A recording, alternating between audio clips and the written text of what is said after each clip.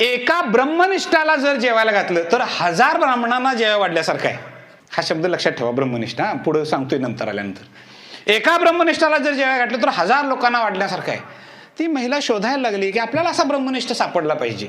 आणि तिच्या डोळ्यासमोर सारखं एकच नाव यायला लागलं, नाथ महाराजांचं. की आपल्या नगरीमध्ये एकनाथ महाराज आहेत, त्यांना जर आपण बोलवलं तर पण येतील का? ते आपल्या घरापर्यंत येतील का? जेवतील का? हा सगळा प्रश्न. कारण एकट्यापुरतं शिजवायला आहे आपल्याकडं. आणि शास्त्री बुवांनी सांगितलंय एका ब्रह्मनिष्ठाला वाढलं तर 1000 लोकांना जेवल्यासारखं आहे. ते समाधान, ते पुण्य मिळणार आहे.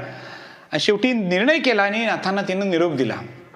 मात्र नाथाने सांगितलं मी येणार, पण स्वयंपाक मात्र तुझ्या घरात कोण करणार? हरी करणार, म्हणजे माझा मुलगा करणार.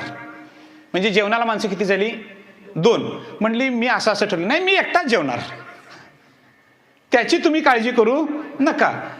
हरी गेले, जेवण केलं, सगळं स्वयंपाक केला, नाथांची पाद्यपूजा वगैरे सगळं झालं. जेवणाला सुरुवात केली, जेवण झालं आणि नाथ उठले. आणि नाथाने उठल्यानंतर सांगितलं बाळा काय कर की पत्राळी तेवढी परसामध्ये पाठीमागच्या बाजूला टाक आणि मग तू जेवायला बस.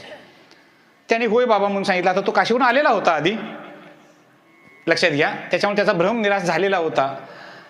आता त्यानं पत्राळी उचलली, टाकली आणि परत आला, बघतोय तिथं पत्राळी होती. 1000 पत्राळ्या उचलायला लागल्या.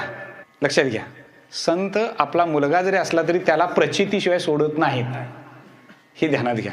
आम्हाला विना प्रचिती पाहिजे असतं सगळं, पण हे या जगात शक्य नाही. हरीला वाटलं, मग लक्षात आलं की आपल्या वडिलांची योग्यता काय आहे.